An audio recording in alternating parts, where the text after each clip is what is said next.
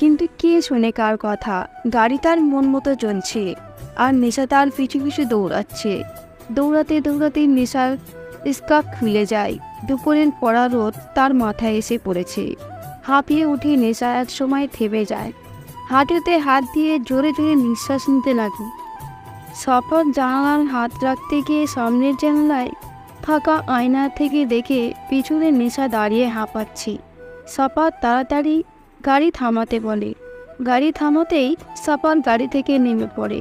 সাফারকে গাড়ি থেকে নামতে দেখে নেশার ঠোঁটে করে হাসির রেখা ফুটে ওঠে, কিন্তু বেশিক্ষণ নিজেকে ধরে রাখতে পারে না। এর আগে কখনো সে এতটা দৌড়ায়নি। তার উপর এই কড়া রোদ তার সহ্য হলো না। মাথা ঘুরে ওখানেই পড়ে গেল।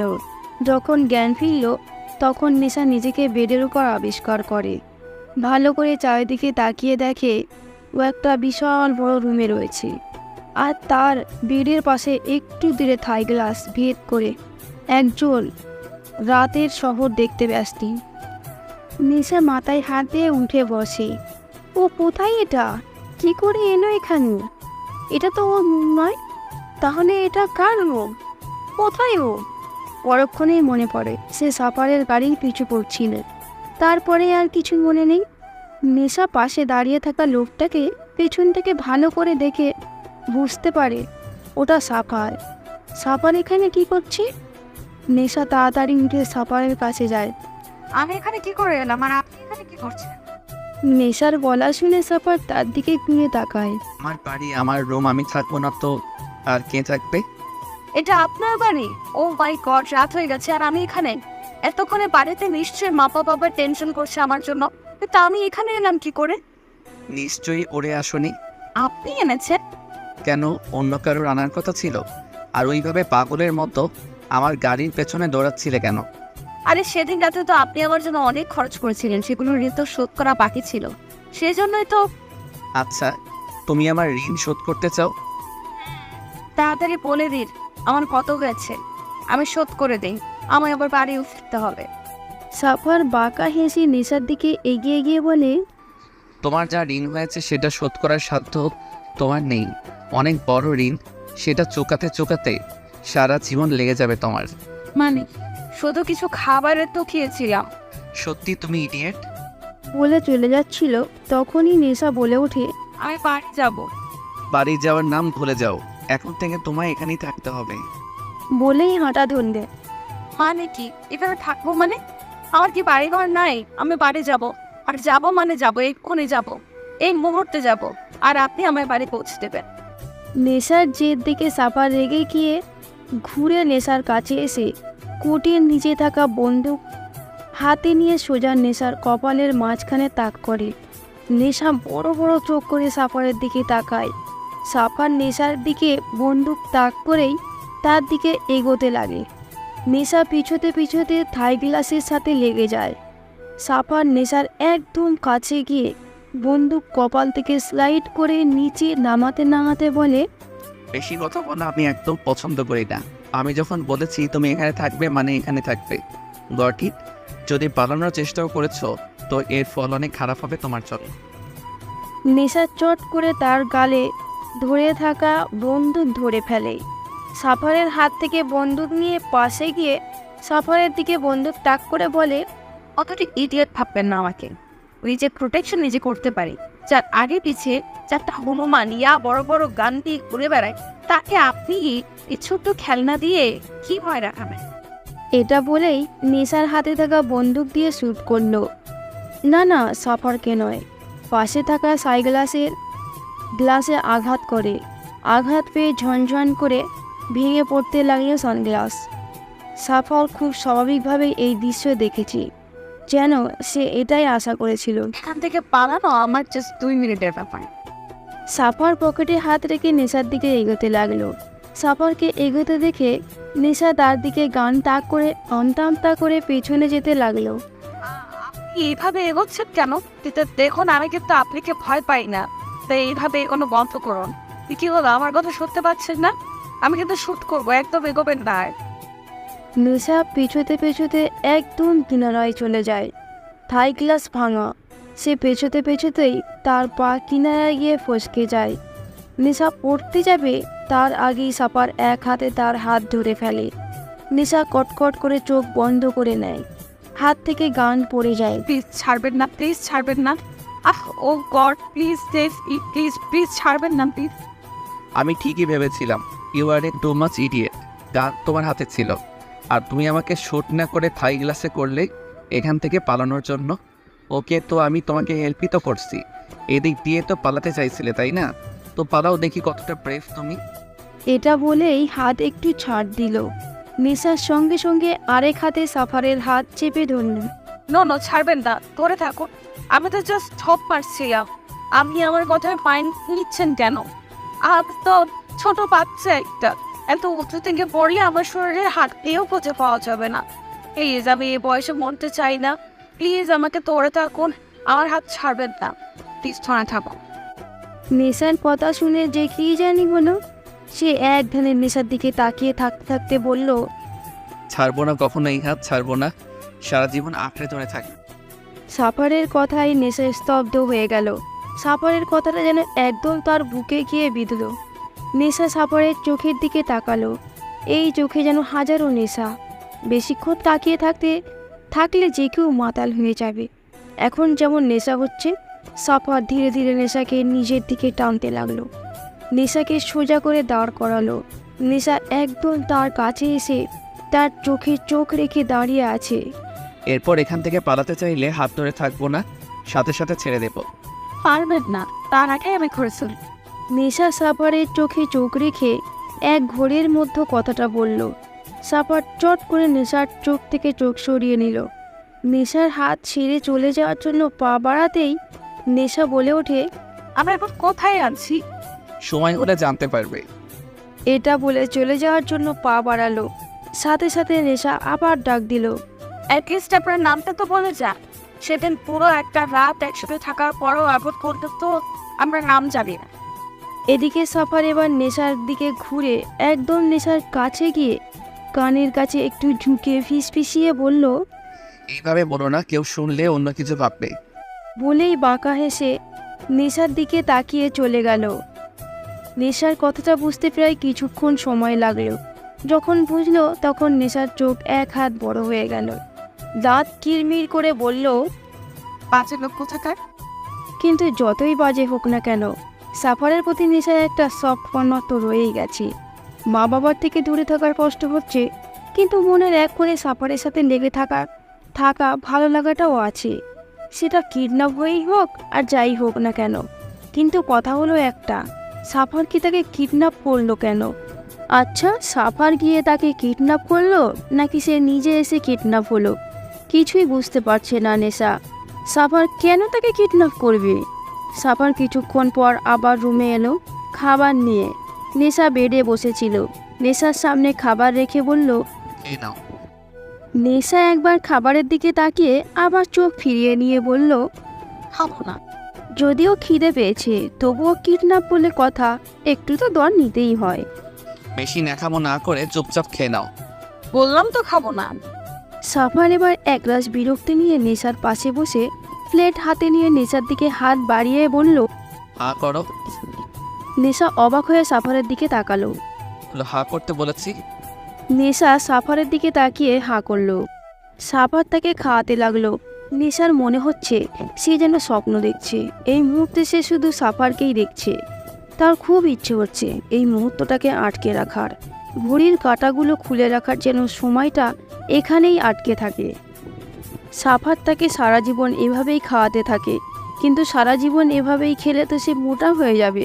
আর মোটা হয়ে গেলে যদি সাফার তাকে আর খাইয়ে না দেয়, তখন না বাবা, সারা জীবন খাওয়ানোর কোনো দরকার নেই। নেশা আর খাবেই না। আর খাবো না। কেন? পেট ভরে গেছে। এই খাবারটা পুরোটা শেষ করতে হবে তোমায়। বললাম তো আমি খেতে পারবো না। আর একটু খেলে পেট পুরো ফুটো হয়ে যাবে। এই মেয়ে শোনো, তোমাকে এখানে তুলে আনা হয়েছে শ্বশুরবাড়ি আসনি যে আদর করে খাওয়ানো হবে। কিন্তু আপনি তো সেটাই করছেন। সাফার থতমত খেয়ে গেল। কি বলবে বুঝতে না পেরে প্লেট রেখে উঠে দাঁড়ালো। তুমি খাও আর না খাও তাতে আমার কিছু যায় আসে না। বলেই চলে গেল। নেশা সাফারে যাওয়ার দিকে কিছুক্ষণ তাকিয়ে থেকে বেডে গিয়ে কম্বল গায়ে দিয়ে জড়িয়ে গুটিসুটি মেরে শুয়ে পড়ল। সকালে নেশার ঘুম তাড়াতাড়ি ভেঙে গেল। নেশা আড়ামোড়া ভেঙে উঠে রুম থেকে পা বাড়ালো বারান্দার দিকে। সকালের দৃশ্যটাও কত সুন্দর হয়। চারিদিকেই পরিবেশ দেখতে দেখতে নেশার পাশের বারান্দায় চোখ পড়তেই দেখে সাফার তার দিকে এক নজরে তাকিয়ে আছে। সাফারকে দেখেই নেশা আটকে উঠল। এলোমেলো চুল, গুনগুন চেহারা, গায়ে একটা গেঞ্জি মাত্র। নেশার বুক ধোক করে উঠল। ঘুম থেকে ওঠা মানুষটাকে যে এতটা সুন্দর লাগে তা নেশার জানা ছিল না। অন্যদিকে সাফারের যেন নেশা ধরে যাচ্ছে। এই মেয়ে তাকে একদিন ঠিক পাগল করে ছাড়বে। এই মেয়ের প্রত্যেকটা রূপের নেশায় পড়ে সাফার। সদ্য ঘুম থেকে ওঠা নেশাকে দেখে সাফারের ইচ্ছে হচ্ছে এক্ষুনি কাছে গিয়ে জড়িয়ে ধরে একটু আদর করে দেয়। সাফার দৃষ্টি নেশার দম বন্ধ করে দিচ্ছে। তাই ও তাড়াতাড়ি বারান্দা থেকে চলে এলো। রুমে এসেই যেন সে দম নিল, আর কিছু না ভেবে সোজা ওয়াশরুমে ঢুকে পড়ল। নেশা বেডের উপর টাওয়াল পরে বসে আছে।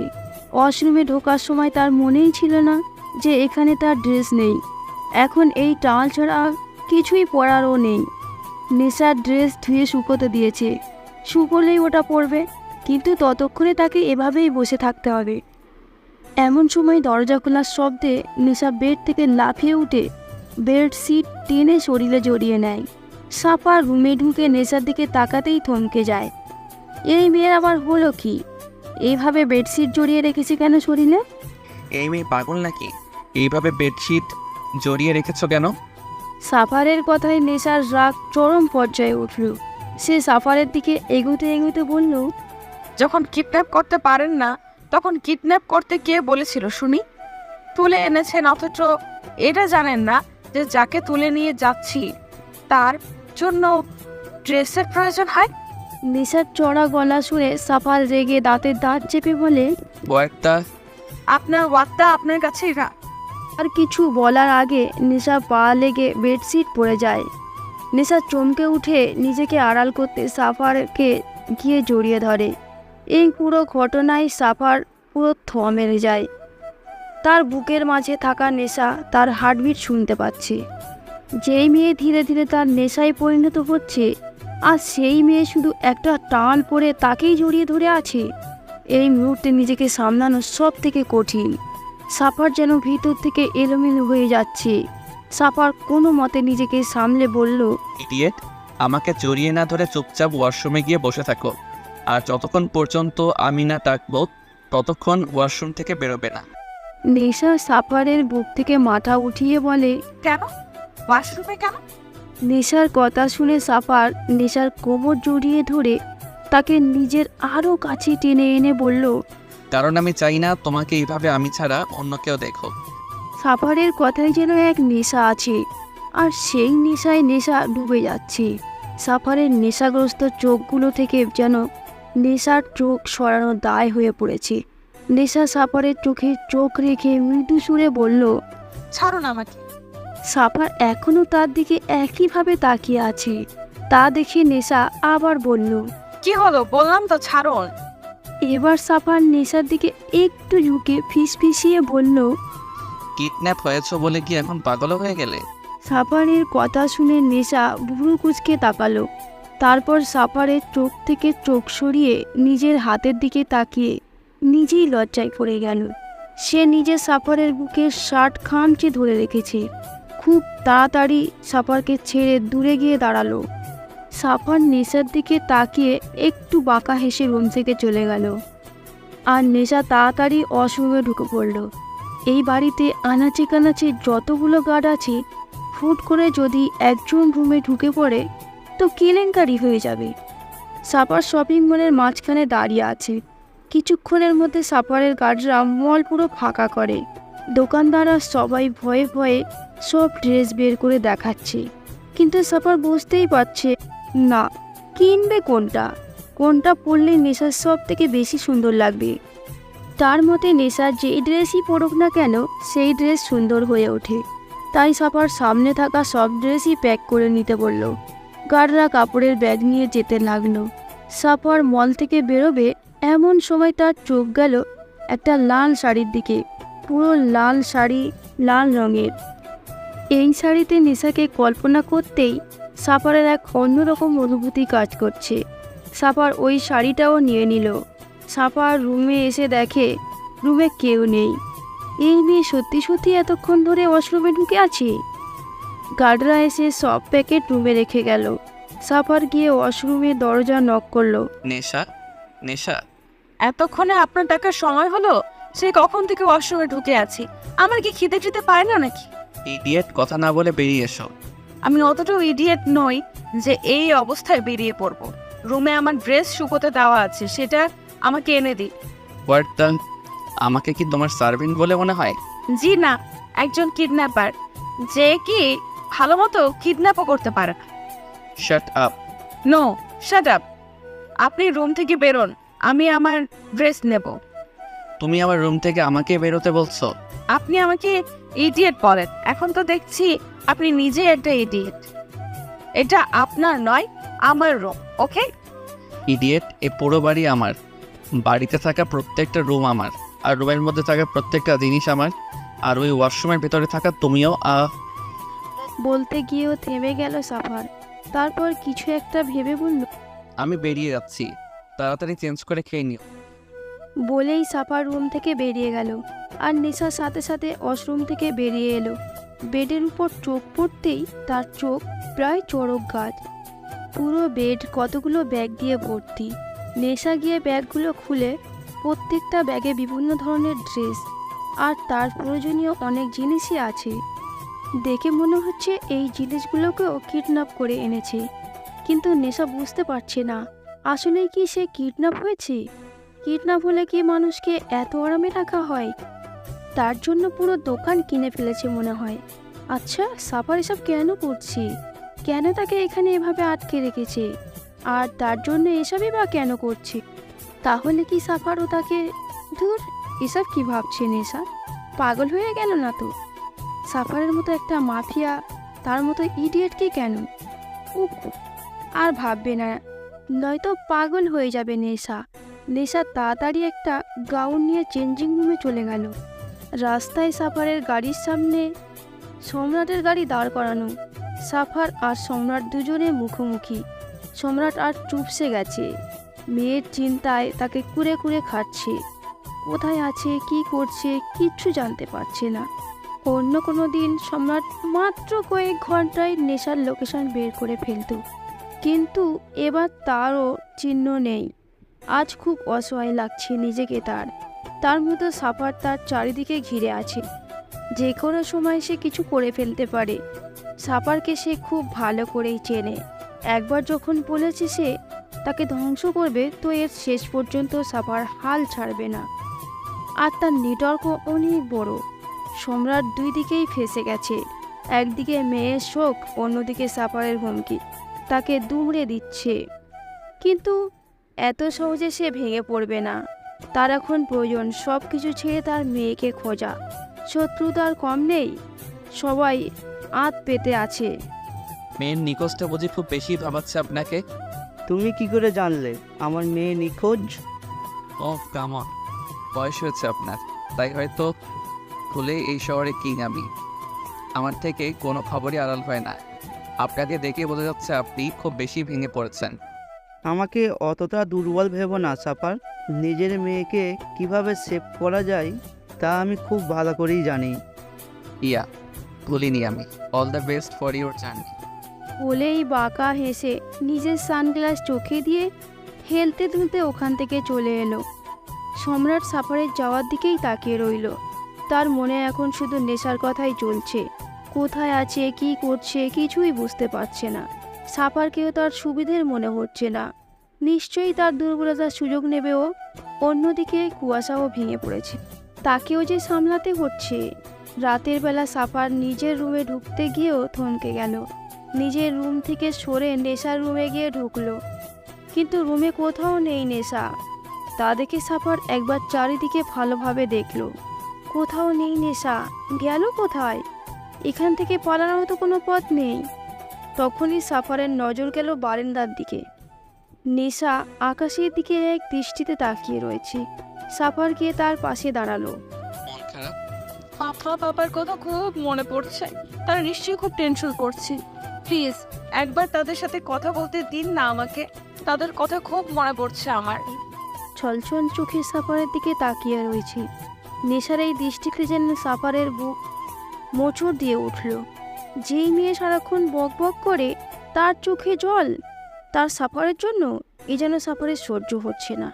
সাফার কিছুই না বলে ওখান থেকে চলে গেল। নেশা একটা দীর্ঘ শ্বাস ফেলে চোখের জলটা মুছে দিল। কিছুক্ষণ পর সাফার রুমে ঢুকে বেসন খেল। এটা সে কি দেখছে? কিছুক্ষণ আগেই যে মেয়ে কাঁদছিল, এখন সেই মেয়ে হাসতে হাসতে গড়াগড়ি খাচ্ছে। এটা কিভাবে পসিবল? নেশা এমনভাবে হাসছে যেন এক্ষুনি তার পেট ফেটে যাবে। নেশা বেডের উপর বসে বসে টিভিতে কার্টুন দেখছে আর হেসে হেসে গড়াগড়ি খাচ্ছে। সাফার চোখ মুখ কুচকিয়ে নেশার পাশে গিয়ে বসলো। এতে নেশার কোনো খেয়ালই নেই, সে তো হাসতেই ব্যস্ত। নেশার হাসতে হাসতে সাফারের শরীরে হুমড়ি খেয়ে পড়ছে। তা দেখে সাফার রাগী গলায় বলল, এই স্টপ ইট, ডোন্ট মুভ। সাফারের গর্জন শুনে নেশা চমকে ওঠে, মুখে আঙুল দিয়ে চুপ করে বসলো। এইভাবে কেউ হাসে? এত বড় হয়ে গিয়েছো, এখন বাচ্চাদের মতো কার্টুন দেখছো তুমি? এই আপনি আমাকে সবসময় এভাবে বকেন কেন বলুন তো? আমার কার্টুন দেখতে ভালো লাগে তাই দেখি, আপনার কি? শাট আপ, আর এই খাবারটা খেয়ে নাও। খাবো না। খাবে না মানে? খিদে নেই তাই খাবো না। ওকে, না খেয়েও। আমি ভেবেছিলাম ডিনার করার পর এই চকলেটটা আমি তোমাকে দেব, কিন্তু এখন যখন তুমি ডিনার করবে তো চকলেটের না হয় আমি অন্য কাউকে দিয়ে দেবো। এই কথা বলেই উঠতে যাবে, তার আগেই নেশা সাফারের হাত চেপে ধরে। এত রাগ করছেন কেন? খাচ্ছি তো, এমনিও আমার খুব খিদে পেয়েছে। Good girl. এই বলেই নেশাকে খাইয়ে দিতে লাগলো।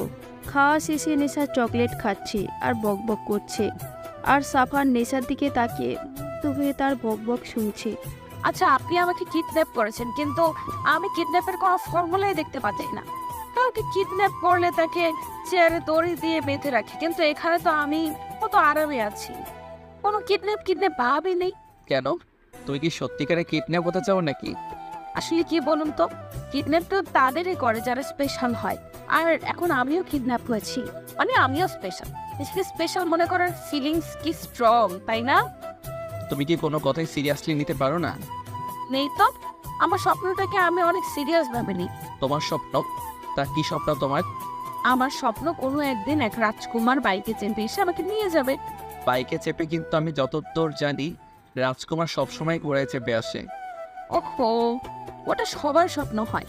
আমার স্বপ্ন আমার রাজকুমার বাইকে চেপে আসবে, এসব বড় বড় গাড়ি কার রেপুটেশন এসবের মধ্যে না। আমি দেবে গেছি, আমি চাই খোলা আকাশে উঠতে, বাইকে বসে পুরো দুনিয়া উপভোগ। নেশার কথা শুনে সাফার এক দৃষ্টিতে তার দিকে তাকিয়ে রইল। কতটা ইনোসেন্ট একটা, কিরকম একটা মুহে ফেলে দিয়েছে তাকে। নেশা নামক মেয়েটা এখন সবসময় সাফারের চারিদিকে জড়িয়ে রয়েছে। এর মেয়ের নেশায় হয়ে গেছে সাফারের, সত্যি খুব কঠিন জিনিস। না চেয়েও এই নেশায় মাতাল হয়ে যাচ্ছে। নেশা সাফারকে এভাবে তাকাতে দেখে ভুরু নাচিয়ে বলল, কি হলো? কি দেখছেন এভাবে? সাফার কিছু না বলে এক হাত নেশার গালে রেখে বুড়ো আঙুল দিয়ে ঠোঁটের কোণে লেগে থাকা চকলেট মুছে দিল। নেশা সাফারের এমন স্পর্শে কেঁপে উঠল। সাফারের চোখের নেশায় তাকে ঘায়েল করছে, সেই নেশায় ডুবে যেতে চাইছে। হঠাৎ করে সাফার নেশাকে কোলে তুলে নিল। নেশা অবাক হয়ে সাফারের গলা জড়িয়ে ধরল।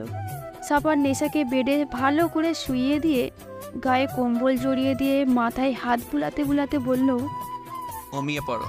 কিন্তু নেশা এভাবেই সাফারের দিকে তাকিয়ে রইল। তা দেখে সাফার নেশার কপালে এক চুমু এঁকে দিল। এতে লজ্জায় নেশার চোখ বুজে ফেলল। সাফার বাঁকা হেসে সেখান থেকে চলে এলো। নেশা সেই সকাল থেকে চেঁচাচ্ছে তার অসীমে পানি নেই বলে, কিন্তু কেউ তার কথা কানেই নিচ্ছে না। সাফারও না জানে কি করছে, যে সকাল থেকে এখানে নেশার রুমেই আসেনি। নেশা এবার একটু রাগ করেই রুমের বাইরে গেল। দরজার দুই দিকে দুটো গার্ড দণ্ডায়মান। তাদের দেখে নেশা চেঁচিয়ে বলল, আপনার মালিকের কি কালো টাকার অভাব পড়েছে যে এখন কলের মধ্যে খরা রাখা দিয়েছে? কেন ম্যাডাম, কি হয়েছে? কি হয়েছে মানে? এতক্ষণ ধরে চেঁচাচ্ছি শুনতে পাচ্ছেন না? Sorry madam. তাহলে এতক্ষণ ধরে যে আমি চেঁচালাম তা শুধু শুধুই ছিল? খামোখা মাথা ব্যথা ধরালাম? ধুর, এত কথা বাদশাত। এখন দেখুন আমার কলে পানি আসছে না কেন। ওকে ম্যাডাম, আমি দেখছি। একটা গার্ড চলে গেল। নেশা রুমে ঢোকার সময় পাশের রুমে দরজা খোলা দেখল। ভেতরেও কেউ নেই মনে হচ্ছে। এই সুযোগে নেশা নিজের কাপড় নিয়ে পাশের রুমে চলে গেল। রুমে কেউ নেই। নেশা একটা স্বস্তির নিঃশ্বাস ফেলে ওয়াশরুমে ঢুকে পড়ল। দরজা নক করেই সামনে তাকাতেই নেশার চক্ষু চড়ক গাছ। সামনে একজন দানব খালি গায়ে একটা প্যান্ট পরা অবস্থায় শাওয়ারে ভিজছে। সাফারের ভেজা খালি বুক দেখে নেশা স্তব্ধ। সাফারও কিছুটা অবাক হলো নেশাকে তার ওয়াশরুমে দেখে। ওয়াশরুমে ঢুকলে যে দরজায় লক করতে হয়, দরজা লক্ষ্য করে দিতে হয়, সেই ম্যানারও কি আপনার জানা নেই? জানি, কিন্তু ম্যানার ভুলে যাওয়ার ফল যে এতটা মধুর সেটা জানা ছিল না। মানে? নেশা তাড়াতাড়ি বাইরে যাওয়ার জন্য দরজার লক খুলতে যাবে, তার আগেই সাফার নেশার হাত একটা টান মেরে কোলে তুলে নিল। নেশা অবাক চোখে সাফারের দিকে তাকিয়ে রইল। সাফার নেশাকে শাওয়ারের নিচে এনে নামিয়ে দিল। নেশা মৃদু কণ্ঠে বলল, কি করছেন? ইস, নেশার ঠোঁটে আঙুল দিয়ে তাকে চুপ করিয়ে দিল। নেশার কোমর জড়িয়ে ধরে তাকে টেনে নিজের শরীরের সাথে মিশিয়ে নিল সাফার।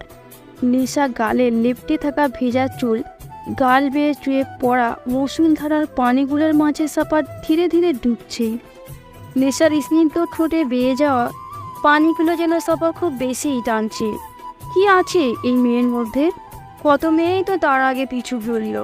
কত মেয়ে ওয়েস্টার্ন ড্রেস পরে তার আকর্ষণ পাওয়ার জন্য নিয়ে পড়েছিল, কিন্তু সাফার একবারের জন্য তাদের দিকে ফিরেও তাকায়নি। তারা কোনোভাবে সাফারকে তাদের মনে ফেলতে পারেনি। কিন্তু এই মেয়ে, এই সাধারণ মেয়েটার মাঝে কি এমন আছে যাতে সাফার বারবার নেশাগ্রস্ত হচ্ছে, মাতাল হয়ে যাচ্ছে? এই নেশায়, মারাত্মক এই নেশা। সাফার খুঁজে পাচ্ছে না এই মাতাল করা নেশাটা আসলে কি। সাফার নেশার গালে হাত রাখলো। নেশা কেঁপে উঠল। সাফারের এই মাতাল করা দৃষ্টিতে সে নিজেও মাতাল হয়ে যাচ্ছে। বুকের টিপ টিপ শব্দটা যেন গর্জন করছে। ডুবে যাচ্ছে সে সাফারের মাঝে। সাফার তার হাত ধীরে ধীরে নেশার কানের পেছনে এনে তার চুলের মাঝে ডুবিয়ে দিয়ে ধীরে ধীরে নেশার ঠোঁটের দিকে এগোতে লাগলো। নেশার শ্বাস যেন ঘন হয়ে এলো। কি হচ্ছে তার সাথে এসব? সাফার তার ঠোঁটের কাছাকাছি আসতে এলে সে মুখ ফিরিয়ে নিল। সাফার থমকে গেল। আমার ঠান্ডা লাগছে। নেশার কথা শুনে সাফার নেশার থেকে দূরে গিয়ে অন্যদিকে ঘুরে দাঁড়ালো। নেশা সেখান থেকে চলে আসতে যাবে, তার আগেই সাফার নেশার হাত ধরে ফেলে। কোথায় যাচ্ছ?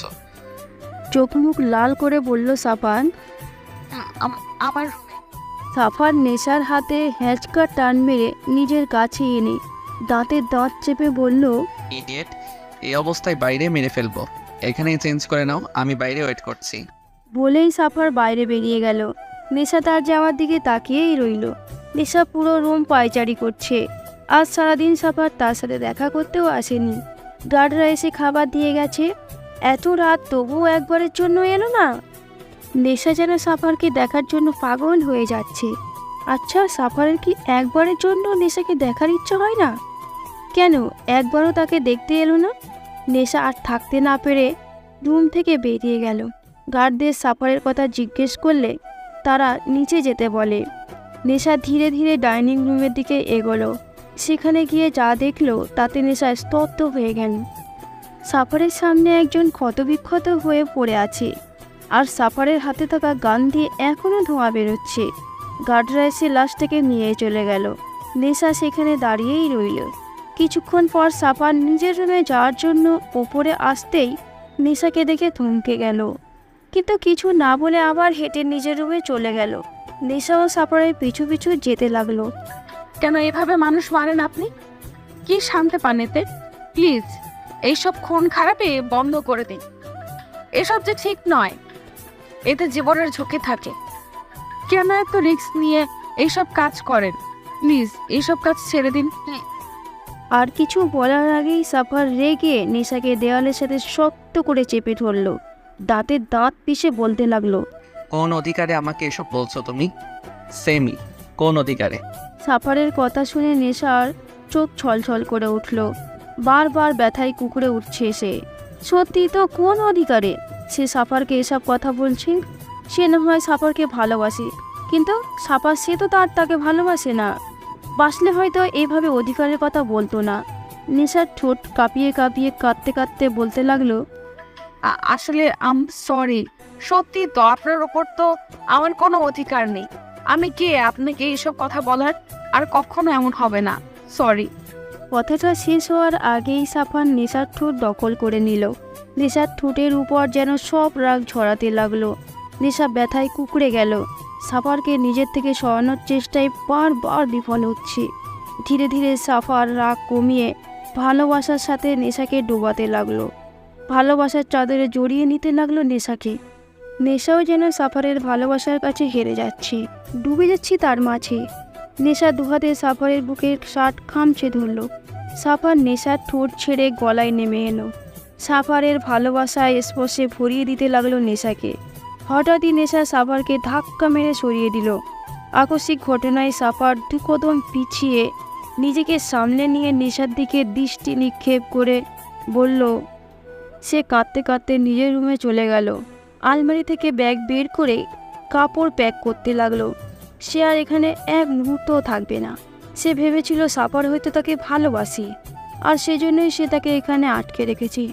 কিন্তু সে সম্পূর্ণ ভুল। যদি সাফার তাকে ভালোবাসতো তাহলে আজ এভাবে অধিকারের কথা বলতে পারতো না। সাফারের উপর যে তার কোনো অধিকার নেই তা খুব ভালো করে বুঝিয়ে দিল। সে একটা কথা আশা নিয়ে এখানে এসেছিল, যে হয়তো সাফার তাকে ভালোবাসে, কিন্তু আজ সেটাও প্রমাণ হয়ে গেল সাফার তাকে ভালোবাসে না। তাহলে সে এখানে কিসের জন্য থাকবে? এক মুহূর্তও সে এখানে থাকবে না, এক্ষুনি চলে যাবে। কিন্তু ও ব্যাগ গোছাচ্ছে কেন? ও কি শ্বশুর বাড়ি থেকে বাপের বাড়ি চলে যাচ্ছে যে ও ব্যাগ গোছানো শুরু করেছে? সে তো কিডন্যাপ হয়েছে, আর এখন সে এখান থেকে চলে যাচ্ছে, তা ব্যাগ গুছিয়ে কি করবে ও? ধুর, ব্যাগ বেডের ওপর ছুঁড়ে ফেলে রুম থেকে বেরোনোর জন্য দরজা খুলতে যাবে, তার আগেই সাফার রুমে এসে দরজা লাগিয়ে নেশাকে দরজার সাথে শক্ত করে চেপে ধরলো। কোথায় যাচ্ছ? হাতে দাঁত চেপে বলল সাফার। নেশা মুখ ঘুরিয়ে শক্ত মুখে বলল, আমি বাড়ি যাব। এখানে তোমাকে সুবিধে দিয়ে রেখেছি বলে ভেবো না যে যা খুশি তাই করতে পারবে। এখানে আমার ইচ্ছা ছাড়া তুমি এক পাও বাইরে বেরোতে পারবে না। আমি শুনতে চাই না, আমি বাড়ি যাব মানে যাব। আমি এখন এখানে থাকবো না। বললাম তো তুমি যেতে পারবে না, আমি যেতে দেবো না। কেন কেন আমাকে আটকে রেখেছেন? বলবেন প্লিজ। আমি জানতে চাই আমাকে এখানে কেন আটকে রাখা হয়েছে। কি করেছি আমি? কেন আমি এখানে বন্দি হয়ে আছি? কিছুক্ষণ আগেও ভেবেছিল হয়তো আপনার মনে আমার জন্য একটু হলেও ফিলিংস আছে। সেই ফিলিংসটার লোভেই তো এখানে ছিলাম। আপনার প্রতি সফট কর্নার ছিল বলেই কিডন্যাপ হওয়ার পরেও এখানে কত সহজভাবে থেকেছি আমি। কিন্তু এখন সবটা ক্লিয়ার হয়ে গেল। আমার অনুভূতিটাই তুচ্ছ ছিল। আমার আপনার কোনো অনুভূতি নেই। আমি খামোখায় তো ভেবেছিলাম আপনার ওপর আমার কোনো অধিকার নেই, তাই এখানে থাকারও কোনো মানে হয় না। এখন যদি মেরেও ফেলেন তাও আমি এখানে থাকবো না। আমি বাড়ি যাব, আর এক্ষুনি যাব।